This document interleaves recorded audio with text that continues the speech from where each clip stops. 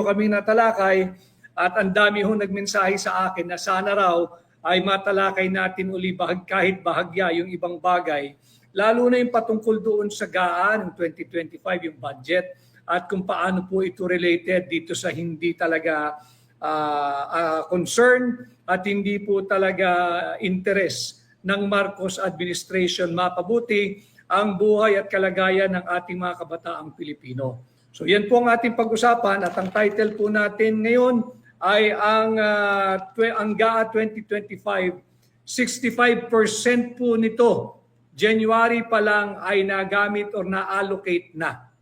65%. So baliktanaw po tayo, kahapon ay nag-utos ang Korte Suprema na magkaroon, nagtakda po sila ng araw April 1 of this year 2025 ay magkakaroon po ng oral argument doon sa kasong isinampa natin na maideklarang illegal, unlawful, immoral, unconstitutional at criminal ang 2025 budget.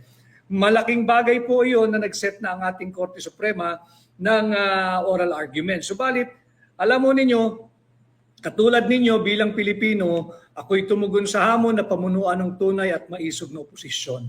Ginagawa ko po yung abot ng aking makakaya na labanan ang korupsyon. At hindi pa man dumarating ang halalan bilang inyong kandidato at aplikanteng senador, sinimulan na po natin yung pangunguna dito sa tinatawag nating giyera or war on corruption. Nagsampa po tayo ng petition sa Korte Suprema, yung petition for certiorari and prohibition para po ideklarang illegal, null and void at unconstitutional itong 2025 budget na nakitaan nga po natin ng napakaraming blanco dyan sa BICAM Final Ratified, Approved, and Signed and Filed Conference Committee Report. Ito po yung nagiging pundasyon at sandigan ng ating taunang budget. Bilang Pilipino, bilang abogado, bilang maisog, ginagawa ko po yung aking obligasyon sa inyong lahat at bilang isa sa mga lumalaban dito sa korupsyon, nag-file nga po tayo ng kaso. Subalit, alam mo ninyo, hinihikayat ko kayong lahat na sana ho ay makialam din kayo. Parinig po ninyo yung tinig ninyo sapagkat pera po nating lahat ito. Ang malungkot, 65% po ng 2025 budget. Ito pong budget, yung pinadedeklara nating unconstitutional, ay had been released.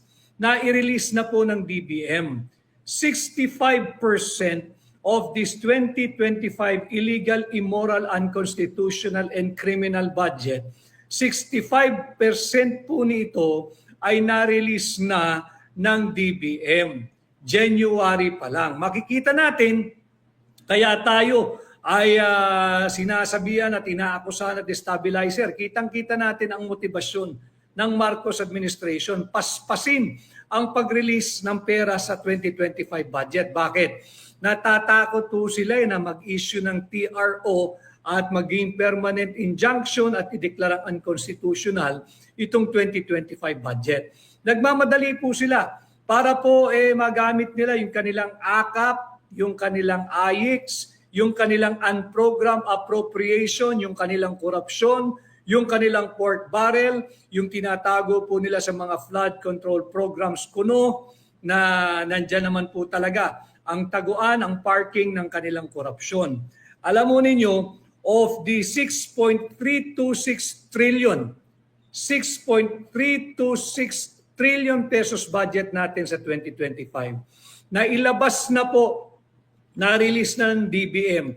January pa lang, unang buwan ng taon, 65% niyan. Ang 65% po ay nagkakahalaga ng 4.1 trillion pesos. 4.1 trillion pesos, ang daming pera po nun na ilabas na po ng DBM sa loob lamang ng buwan ng January or Enero. Ang laking pera po nun, 4.1 trillion pesos ubos na, na-release na po ng DBM. At ang natitira na lamang po sa 2025 budget ay 2.22 trillion pesos. 2.22 trillion pesos. Nakakalungkot, sabi ko nga ho, na bagamat nag-set na po, nagtakda ng oral argument ang Korte Suprema, sana ho ay maintindihan din nila at maunawaan yung urgency ng sitwasyon. Ito nga ho, nailabas na yung 65%. ng 2025 budget. Ang natitira na lang ay 2.22 trillion. At ito ho ang talagang nakakagulat, nakakagalit, yung 531.37 billion. Ulitin ko 531.37 billion pesos na para sa unprogrammed appropriation ay na-release na. Unprogrammed appropriation, na-release na ho ng buwan ng Enero. Saan ka nakakita na yung unprogrammed appropriation ay naging priority? Ang unprogrammed appropriation po ay maisasakatuparan lamang pag may sobrang koleksyon. O di kaya may sobrang pera, o di kaya nakautang ang gobyerno. Inuna po nila yung unprogrammed appropriation, prioridad nila yung unprogrammed appropriation. 531.37 billion pesos. Unprogrammed appropriation, ito po yung sinasabi nating pork barrel ng mga tiwaling mangbabatas. Diyan nila tinatago yung AKAP, yung ang kakapal ng aming pitaka, yung AIX. Diyan po nakatago yan, yung kanilang flood control programs, yung flood control funds, yung ginagamit po nila pang cat's eye, yung ginagamit nila pang rock netting, yung kung ano-ano pa pong kapritsyo at luho ng mga mambabatas. Dito po nakatago yan sa unprogrammed appropriation. Nakakapanghina dahil na-release na po ng DBM ang halagang 531.37 billion sa unprogrammed appropriation. Inuna pa yung unprogrammed appropriation. Alam mo ninyo yung unprogrammed appropriation, magagamit mo lamang ho yan pag may sobrang koleksyon ng gobyerno, pag may sobrang pera, pag may sobrang kita, o kaya pag may bagong utang. Ito, January pa lang, ng ngayon kasalukuyang taon na ilabas na. Pangalawa, yung budget po ng DPWH, yung Public Works, nag-release na po ang DBM ng 542.88 billion pesos sa Public Works. 542.88 billion pesos ang na-release na ng DBM sa DPWH. Ang equivalent po nitong 542.88 billion pesos ay 41% ng buong budget ng DPWH para sa buong taong 2025. Yung 542.88 billion, ito po'y 41% ng 1.088 trillion allocation o pondo ng DPWH. January pa lamang ho, release na ng DBM ang 65% ng ating 6.326 trillion pesos budget. Kitang-kita mo, nagmamadali, hayok na hayok sa pera ng Pilipino. Nais nilang mailabas agad ito bago pa makapag-issue ng TRO o dili kaya ay magkaroon ng permanent injunction at madeklarang unconstitutional, illegal, invalid, unlawful, immoral at criminal itong 2025 budget ng Marcos administration. Bakit po tayo nalulungkot? Sapagkat kagaya po nung ating napag-usapan kahapon, baka naman pag lumabas na yung order ng Korte, halimbawa katigan talaga ng Korte Suprema at ideklarang unconstitutional ang 2025 budget, paper victory na lang ho, paper victory. Tagumpay tayo sa papel na lamang, sa kautusan na lamang, sa decree na lamang ng Korte, sa order na lang ng Korte, sa ruling na lang ng Korte. Pero hindi rin naabatan yung korupsyon na ating linalabanan. Kaya nga po, hindi ba tinugon ko? Tumugon ako sa hamon na pamunuan ng tunay at maisog na oposisyon. At kabilang sa ating pangunahing legislative agenda ay amyendahan ng plunder law. Ibaba natin yung threshold from 50 million to 1 million pesos. At pag nagawa na po natin yan, bilang senador ninyo, ibalik natin ang parusang death penalty sa lahat ng mahatulang guilty sa kasong plunder at droga na siyang kasasangkutan ng taong gobyerno at ng mga dayuhan o banyaga o foreigner or alien.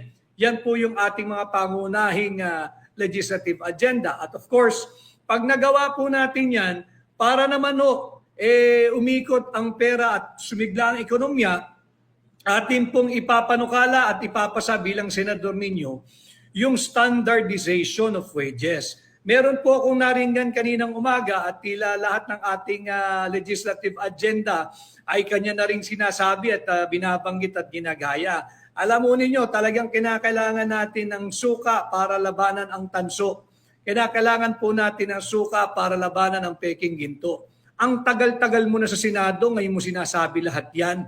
Bakit hindi mo ginawa nung ikay nandyan sa Senado sa loob ng 6 na taon? 6 na taong ka na dyan, ni hindi mo naisip ang kapakanan ng manggagawa. Kaya po tayo bilang senador ninyo, ating isusulong yung pagkakapantay-pantay ng sahod. Wala na pong diskriminasyon sa sahod ng mga nagtatrabaho sa probinsya kung ihahambing mo sa sahod ng mga nagtatrabaho sa Mega Manila. Ulitin ko, hindi po totoong mas mura ang buhay sa probinsya. Hindi po totoo ang kasabihang mas mura manirahan sa probinsya. Ano po ang ating prueba? Marami pong lugar sa labas ng Mega Manila na higit mahal ang singil sa kuryente. Marami pong lugar sa labas ng Mega Manila na higit na mahal ang presyo kada litro ng produktong petrolyo. At marami pong lugar sa labas ng Metro Manila, ng Mega Manila, na pareho lang po ang presyo ng isang pirasong manok na may isang pirasong kanin at may isang pirasong gravy sa Jollibee dito sa Mega Manila. Yun din ho ang presyo ng isang pirasong manok na may isang pirasong kanin at isang pirasong gravy sa mga probinsya. Pagpapatunay na hindi mas magmura o mas magaang ang manirahan at tumira sa probinsya. Kaya po ito ay ating isinusulong. And of course, itong ating pinag-uusapan ngayong hapon, ating pong pakababantayan ang taunang proseso ng tamang pagpasa ng ating national budget. Hindi po kagaya ng prosesong ginawa sa ilalim ng Marcos administration. Punong-puno po ng blanco yung Bicameral Conference Committee report. 28 blanks in all, amounting to 241 billion. Kaya naman, natatarantang Malacanang kung ano-ano nang ginagawa, pati ho yung kampanya, yung negative campaigning na ginagawa ni Bongbong Marcos. Ako, ang assessment at analysis ko, sadyang ginagawa niya yun para po malihis kayo sa usapin nitong illegal, immoral, unconstitutional, unlawful at criminal 2025 budget. Ulitin ko ho,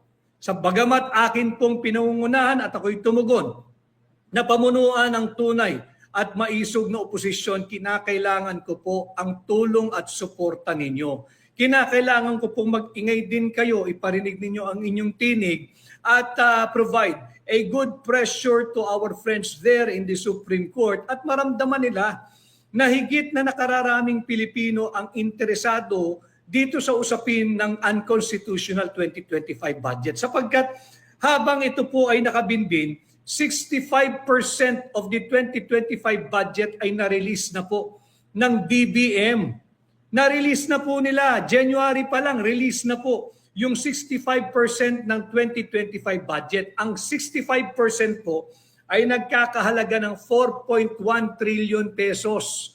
4.1 trillion pesos. January pa lamang na i-release na ng DBM.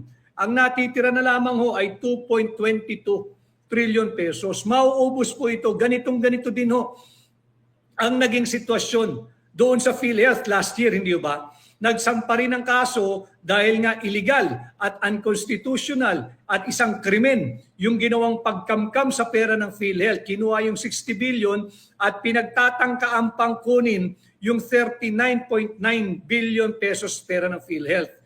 Nag-issue ng TRO ang Korte Suprema bago po nagkaroon ng oral argument. Inaasahan sana namin mga petitioners at abogado na ganun din sa kasong ito sapagkat higit malaki po ang pera na nakataya dito, 6.326 trillion. Pera nating mga Pilipino, sana naman ay makita rin ito ng ating mga kagalang-galang na maestrado, kagalang-galang na hukom sa Korte Suprema sapagkat linulustay na po ng Marcos administration ang pera ng sambayan ng Pilipino. Pera din po yan ng mga maestrado. Ano ang kahalagahan? Bakit tayo ngayon ay nagre-report sa inyo? Dahil sabi ko nga sa ating diretsyong pakikipag-ugnayan sa inyong lahat, totoo at tapat na impormasyon ang inyong makukuha.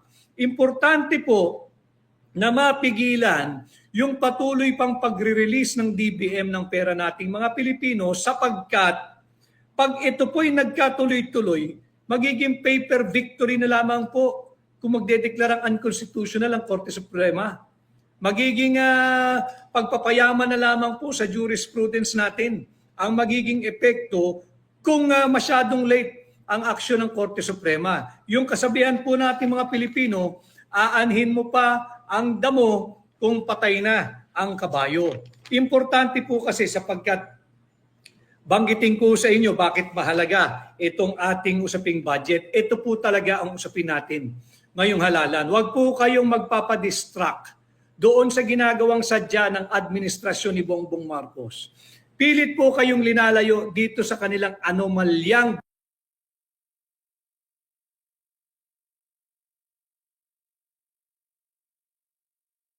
budget ng 2025.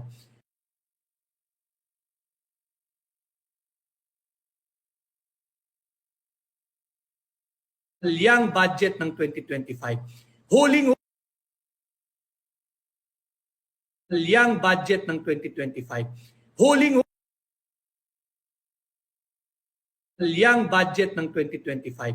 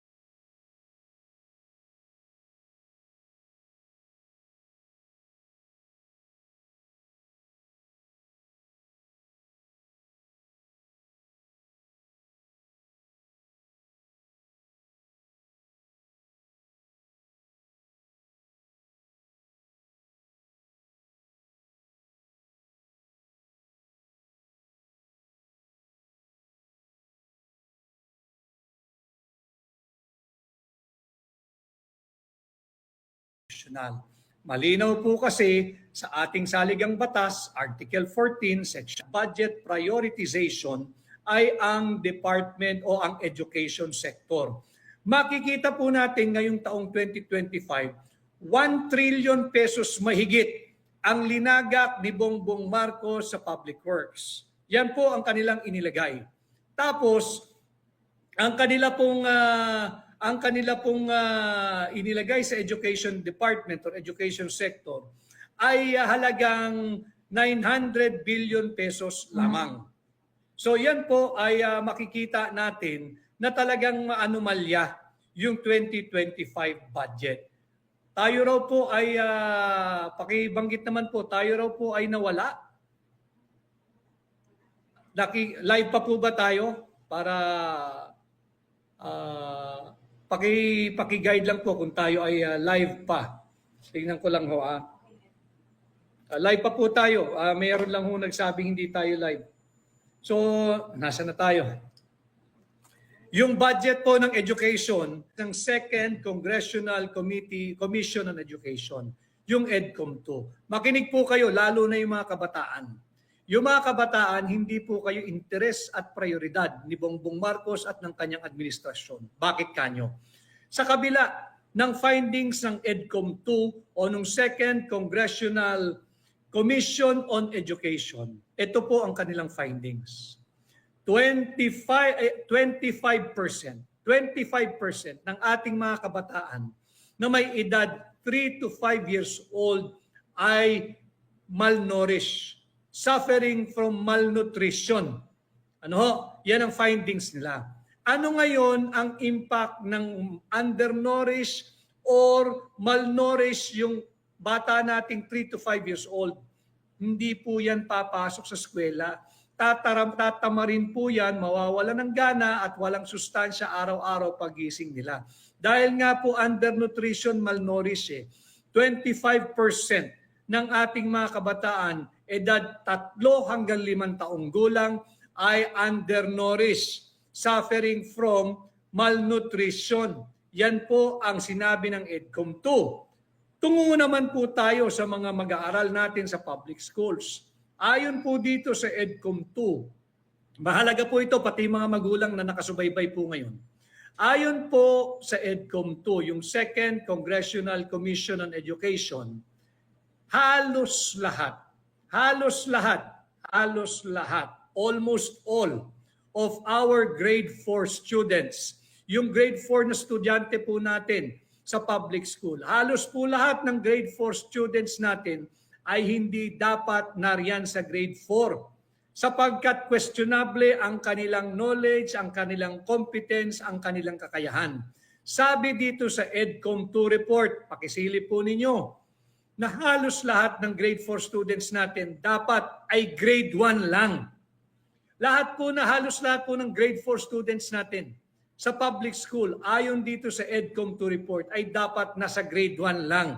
Makikita natin, binuksan natin itong pag-report sa inyo ng EDCOM 2, sinimulan natin na malnourished yung ating mga kabataan. Gutom yung ating mga kabataan. At dito pinakikita sa EDCOM 2 na halos lahat ng grade 4 students ay hindi po dapat nasa grade 4, hindi dapat sila umabot dyan sapagkat ang level of their knowledge and comprehension and understanding ay pang grade 1 lang. Makikita natin, gutom na ang ating mga kabataang Pilipino, mangmang pa. And yet, binawasan ni Bongbong Marcos ng 31 billion pesos ang pondo ng education sector ngayong 2025. Saan nila linagay?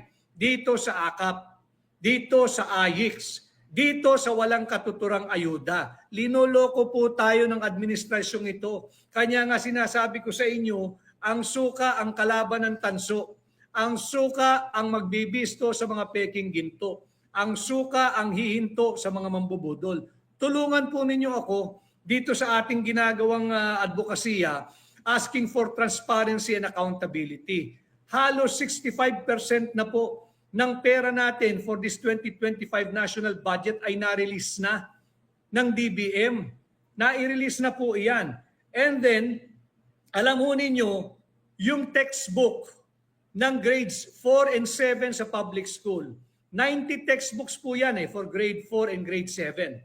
Napag-alaman ng EDCOM 2, of the 90 textbooks, 35 lamang ang na-deliver ng gobyerno para sa mga grade 4 at grade 7. Wala pa po sa kalahati ng librong kinakailangan ng ating mga kabataan ang na-deliver ng gobyernong ito. Tapos, nasaan ang ating pera? Inuuwi po nila diyan sa tinatawag nating legalized vote buying.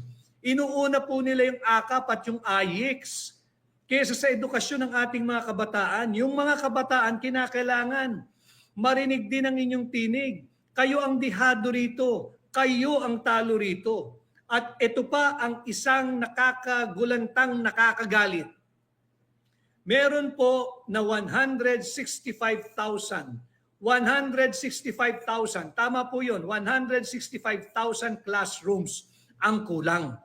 Last year, sa kabila ng halos 1 trilyong program appropriation ng administrasyon ni Bongbong Marcos, imbis na punan ang 165,000 classroom shortage, ang naipatayo lamang ho ng Marcos administration, 847 classrooms.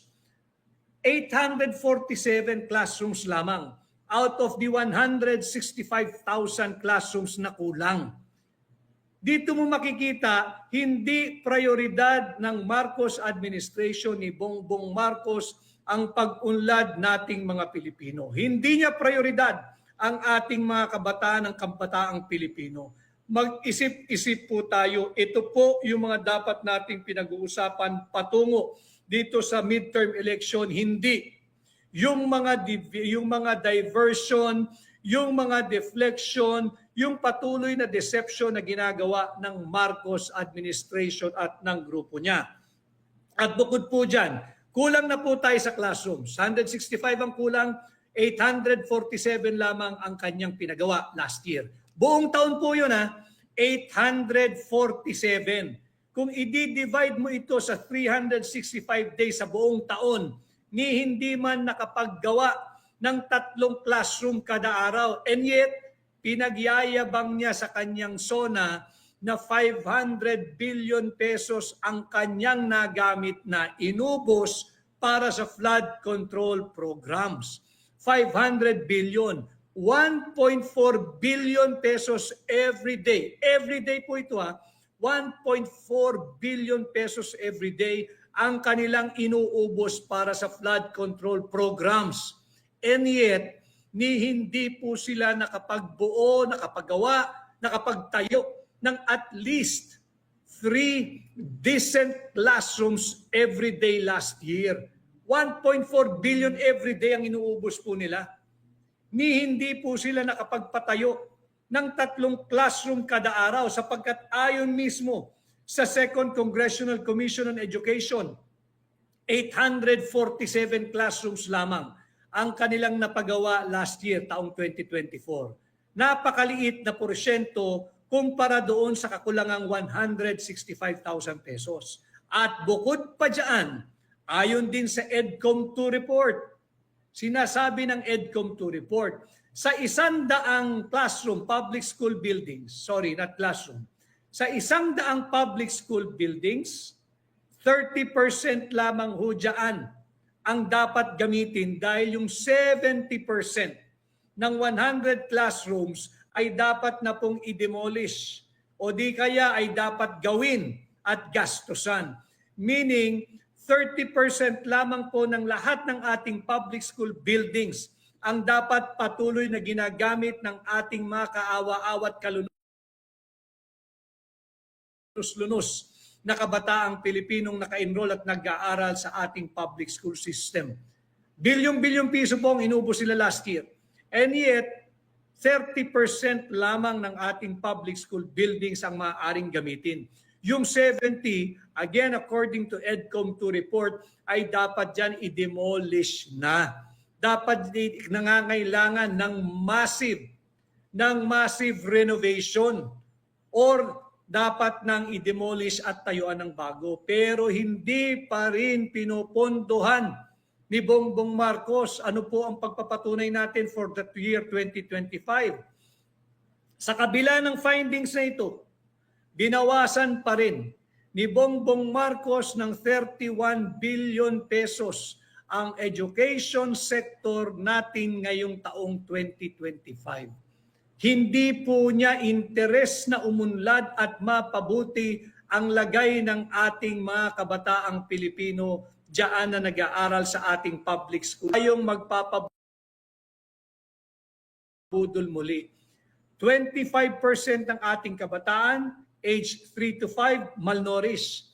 Tapos ito yung datos na pinakikita sa atin ng EDCOM report. Makikita natin, gutom ka na, ginagawa ka pang mangmang. Iyan ho ang estado ng pinagmamayabang na bagong Pilipinas ni Bongbong Marcos. Gutom at mangmang na kabataan, huwag po tayong pumayag, mag-ingay po tayo. Ginagawa ko po yung aking parte bilang Pilipino, bilang abogado, bilang maisog. Subalit hindi po namin kaya ito sa hakbang ng maisog lamang. Kinakailangan po namin ng tulong ninyo. Makibahagi po kayo, mag-ingay po kayo, suportahan po ninyo ako at kinakailangan marinig ng bingi at nagbibingi-bingihan at nagbubulag-bulagan at manhid na Marcos administration itong mga malalang problema. Hindi na po biro-biro ito. At ito pa, ayon din po sa ating EDCOM2 report, 4.9 million. Pakinggan niyo po ito 4.9 million kids are out of school. 4.9 milyong kabataan ay wala sa eskwelahan, hindi nakakapag-aral. 4.9 million Filipino youths ay hindi po eskwelahan, hindi nakakapag-aral. At sa 100 estudyanteng kolehiyo dapat, 65% po niyan ay out of school, ay hindi na tumungtong sa kolehiyo. Hindi na po nakatungtong ng kolehiyo. Paano bubuti ang buhay at kalagayan ng mga kabataang Pilipinong yan. Paano yung pag-asa ng kanilang magulang? Nabubuti yung kanilang buhay. Higit na mabuti sa dinatnan at nadanasan at patuloy na dinadanas ng kanilang mga magulang. Ano ho ang significance nitong EDCOM 2 report? Kailangan nung magalit kayo. Binawasan ng 31 billion pesos ang education sector. Linipat po nila bilyong-bilyong piso ibinigay sa mga senador, bilyong-bilyong piso ibinigay sa mga kongresista para sa kanilang akap at ayuda. Mahigit 50 billion, Mahigit 50 billion pesos po ang binigay ni Bongbong Marcos sa mga senador at sa mga kongresista. Lahat po ng senador yan. Maghahati-hati sila to 217 or 212 million each kada senador. At yung mga kongresista maghahati-hati po sa 26 or 36 billion pesos para diyan sa ayuda at sa kanilang akap at AYICS. Ano ho ang kanilang idinagdag sa education sector? Wala. Binawasan pa po ito ng 31 billion pesos.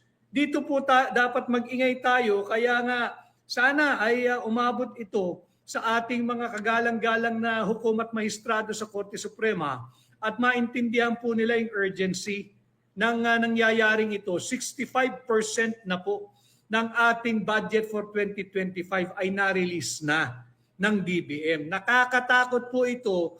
Baka pag dumating yung araw ng oral argument, baka pag dumating yung araw na magdesisyon ng Korte Suprema na sana ay ideklarang unconstitutional itong 2025 budget, paper victory na lamang po ang sambayan ng Pilipino. Pera din po ito ng mga maestrado dahil pati yung ating PhilHealth, binigyan nila ng zero budgeting. Ito po yung mga dapat nating pag-usapan, kaya nga ang ating titulo, 65% ng ating 2025 budget ay naubos na.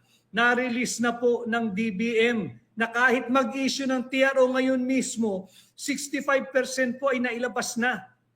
Ang natitira na lamang ay 35%. Sa 35% na yan, magkakano na lamang po yan? 2.2 trillion, kasama na dyan pang sahod. So baka nga mauwi ito sa isang tinatawag nating paper victory. Tagumpay ka sa desisyon, tagumpay ka sa papel, pero hindi po natin mapipigil ang patuloy na paglustay ng mga corrupt na tao sa pamahalaan sa ilalim ng Marcos administration ng pera nating mga Pilipino. At bukod po dyan, ang atin po rito ay sinasabi ko nga, ako po ay nakakatanggap ng maraming mensahe mula sa iba't ibang miyembro ng kooperatiba at iba't ibang kooperatiba. Ako ho ay sang-ayon sa inyo, kasama po niyo ako dito sa pagtutol doon sa Senate Bill 2811. Kasama po ninyo ako sa pagsisigaw na no to tax on cooperatives. Hindi po dapat buwisan ang mga kooperatiba. Bakit kanyo? Malinaw din po sa ating saligang batas na ang kooperatiba ay hindi isang private business na maituturing. Ito po ay isang social justice tool na matulungan yung mga hindi naman mayayaman na miyembro ng ating lipunan. Na sila ay magkaroon ng isang kooperatiba na not for profit, kundi para po magtulungan sila at yung marginalized communities ay meron ding maging bahagi dito sa tinatawag nating nation building. Wala pong miyembro ng kooperatiba ang gustong nanghihingi lang ng pera sa gobyerno. Masisipag po yung mga miyembro ng ating kooperatiba. At yan nga po, ako'y tutol din doon sa panukalang buwisan. Ayon sa Department of Finance, nais silang buwisan ang ating mga kooperatiba. Tutol po ako dyan. At bilang senador ninyo, pag ako po ay hinatid ninyo sa Senado, makakaasa po yung ating mga miyembro ng kooperatiba, ako po ay mariing tututol at ngayon pa lamang ay tutol na dito sa panukalang buwisan ng kooperatiba. Bakit kanyo? Alam mo ninyo, sinasabi nila na baka raw abusuhin kasi yung mga tax exemptions or privileges ng kooperatiba. Pero ang katotohanan, nagsisimot po ng pera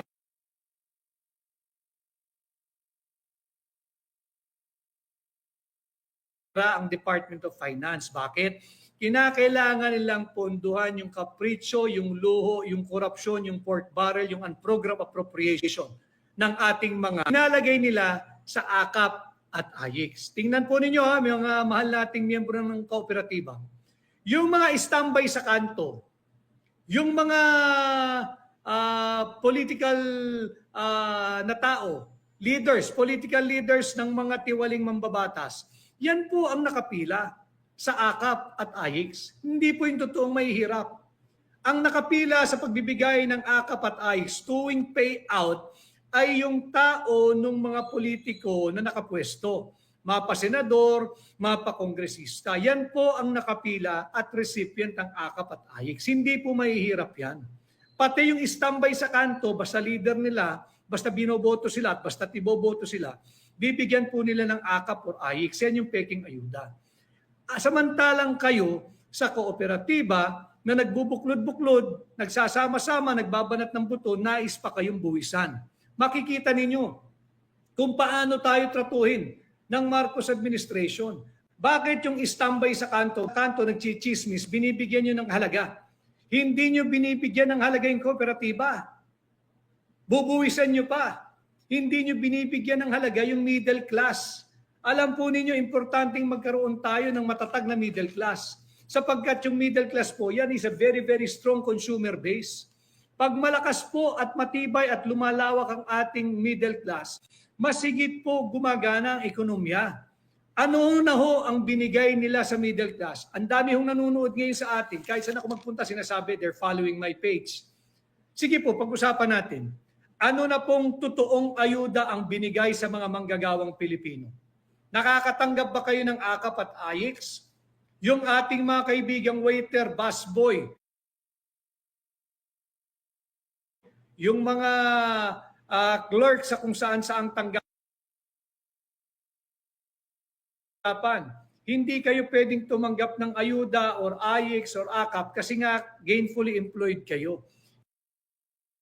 Hindi kayo tao ng mga politiko. Samantala itong kooperatiba na hindi naman po ito talaga for profit, kundi for social enterprise para magtulungan po yung mga miyembro, nais pa nilang buwisan. Bakit nila kinakailangan buwisan? Yung tinatawag nating AKAP at AYIX ng mga tiwaling mangbabatas. Kaya kaisa po ako na mga miyembro ng kooperatiba at kaisa po ako ng lahat ng kooperatiba sa Pilipinas. Tutulan po natin ang panukalang batas na ito. Huwag natin itong hayaang makalusot, mag-ingay po tayo, sama-sama tayo, tulungan po ninyo ako. At bilang senador ninyo, lalabanan ko ito sa Senado. Bilang tunay at labanan po natin ito, dapat po ang palakasin natin, ang palakasin ng pamahalaan ni Bongbong Marcos ay ang middle class. Wala pong binibigay na tulong sa middle class. Wala. Ang middle class po ang pinagkukuha tulong sa middle class ng buwis. Yung buwis na hindi pa ho nahihipo ng manggagawang Pilipino, buwis na hindi pa ho nahihipo ng mga yung withholding tax. Tapos makikita natin nagpapakasasalang yung mga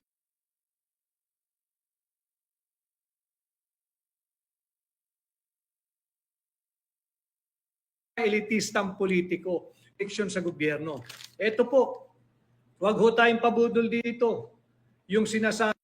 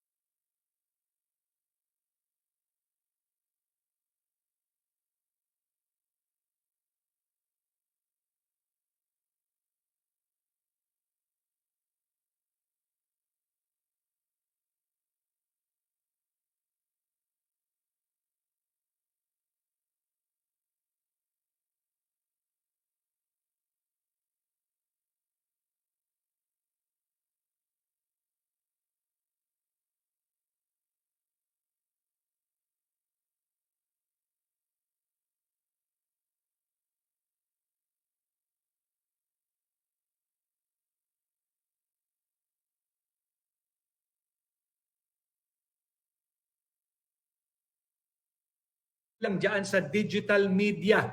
Ulitin ko ha, digital era should not be state controlled. At sinasabi ko po ito, tulungan din natin yung ating mga kasamahan sa new media. Ang panawagan po natin is to uphold,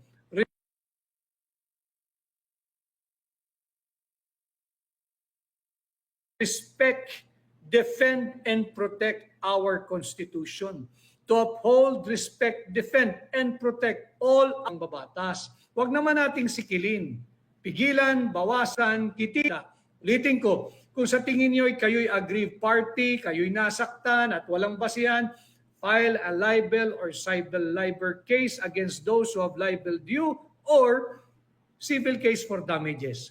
Pero huwag po ninyong pipigilan ang pagsasalita, pagpapahayag, at pagbabalita ng ating mga miyembro ng tinatawag nating new media o yung nasa digital media.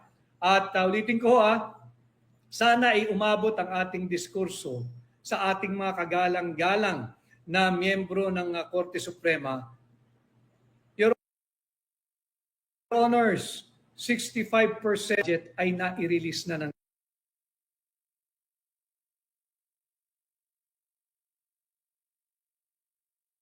DBM. Pagka sana pagbigyan ninyong pansin ito ng higit at makapag-issue po ng TRO at permanent baka dumating yung panahon na magdesisyon nga kayong unconstitutional yung 2025 budget, tapos na po yung krimen, naubos na lang yung pera natin mga Pilipino. Magiging paper victory na lamang po ito. Hindi naman sa tayo ay pinangungunahan ng korte, alam ko may proseso, pero higit pong mahalaga at importante ang usaping ito. At kaya ko po binabalik sapagkat walabanan po natin ang fake news, misinformation, deception, diversion, deflection na ginagawa ng Marcos administration. Ito po, deception, diversion, deflection na ginagawa ng Marcos administration. Ito po ang issue. Kriminalidad, yung paglaganap muli ng droga, yung nakawan sa gobyerno at itong maanumalyang 2025 budget. And again, I urge all of you to try to take a pause and understand what is at stake for our country this midterm election. Sinalaula po nila ang proseso ng tamang proseso na magpasa ng budget. Sinalaula po nila ang kinabukasan ng mga kabataang Pilipino.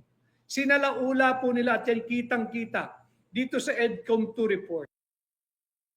Ang ating mga kabataan 3 to 5 years old malnourished. System, hindi raw po dapat nasa grade 4 kundi nasa grade 1. Short of saying, yung mga nasa grade 4, salat sa kaalaman, salat sa karunungan, salat sa pangunawa.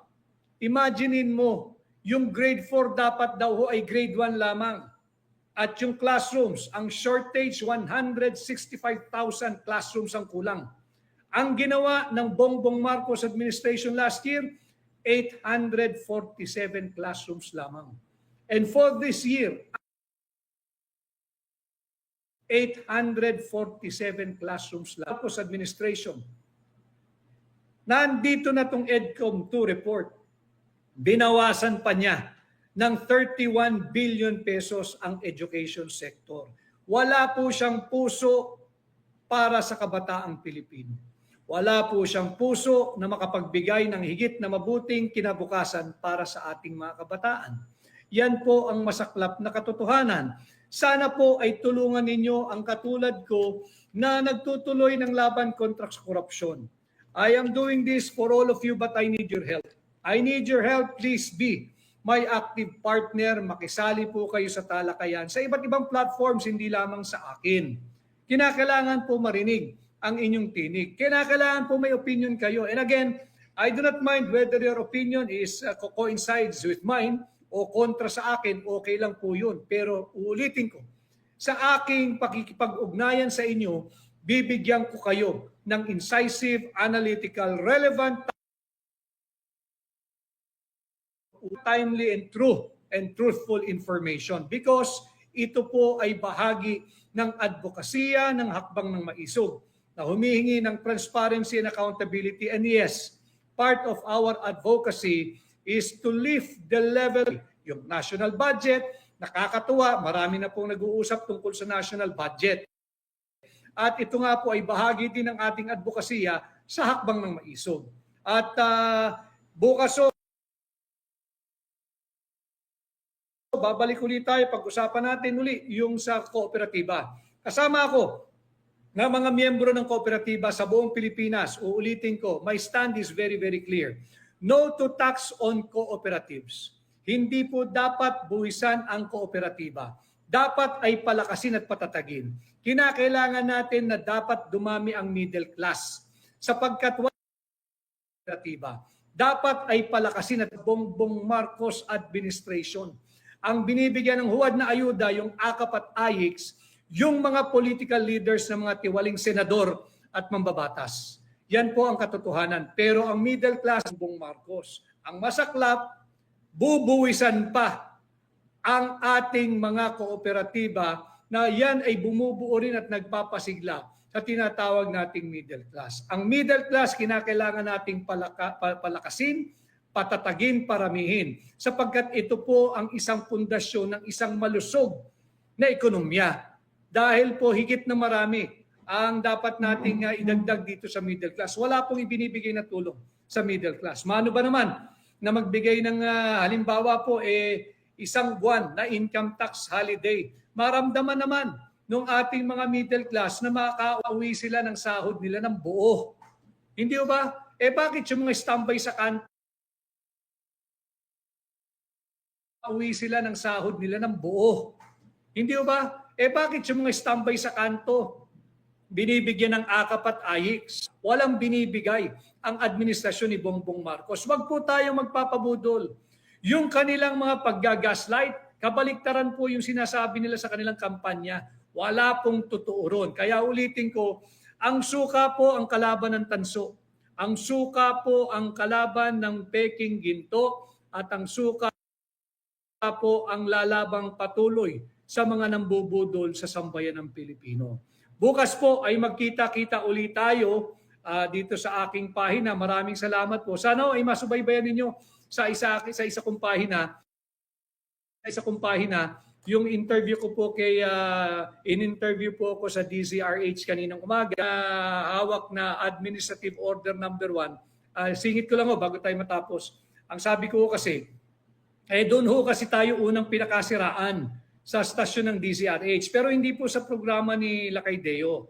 Doon po una tayong ginawa ng storya at inintriga at pinakasiraan. Kaya inantay ko po talaga yung pagkakataon na ako'y maanyayahan muli doon sa istasyong yun at ako'y napagbigyan nga sa programa ng ginagalang at pinagpipitagang Lakay Deo Macalma na kaninang umaga. Ipinakita ko po yung Administrative Order number 1 series of 2022 creating the Office of the Presidential Chief of Staff. Nakita po yun nila kay Deo. At sabi ko nga, ibibigay ko sa ito dahil rinerespeto kita at dito rin sa istasyong ito, hindi sa programa nila kay Deo, na una akong pinakasiraan. Hindi po ako umiimik sapagkat alam naman ninyo, ginawa ko yung aking libro and I was just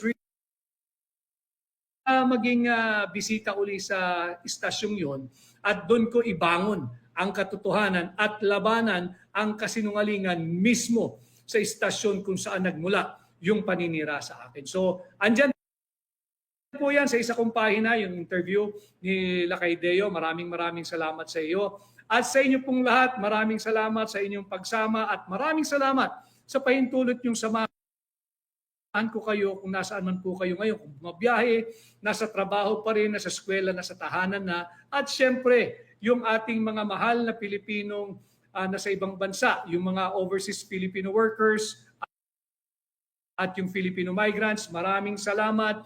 $38 billion ang inyong contribution sa ating ekonomiya last year. $38 billion. At nagbawas po kasi sila 6.326 trillion pesos 2025 budget. Kaya naman pinagtatanggol ko at linalabanan yung illegal, immoral, unconstitutional, criminal 2025 budget.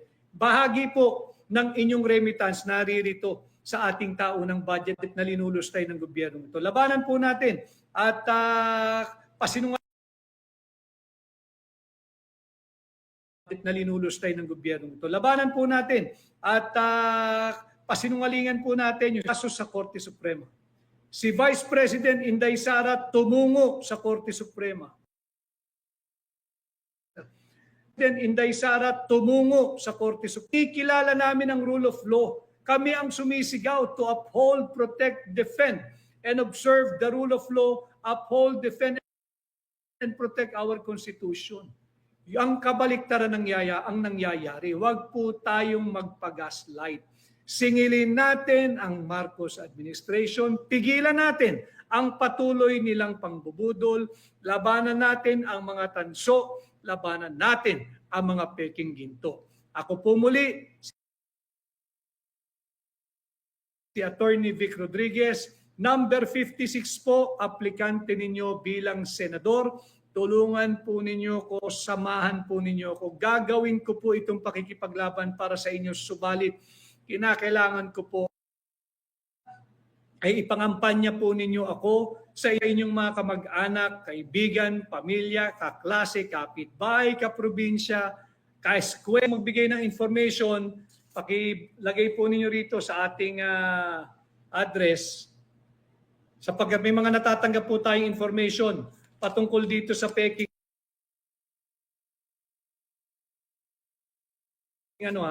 kay pakitang taong nahuling mga luxury car. Antayin ko po yung mga information ninyo. We're just vetting it at may mga pangalang lumalabas. May mga pangalang lumalabas dito sa mga sasakyan ito. At hindi tayo masabihang fake news. Ang isang pangalang lumalabas ay yung Norbert. Norbert, kasangkot daw po rito yung Norbert. So, sinecheck ko lang po ito kung sino itong Norbert na to at yung BOC, dapat ito pasagasaan ng Pilipino. And finally, yung nais pong bumili at mag-order ng aking libro, pwede po rito, makipag-ugnayan po kayo, maglagay po kayo, mag-place ang inyong order para po dito sa aking libro. Yung Kingmaker, the hard copy. At muli ho, maraming salamat. Bukas po tayo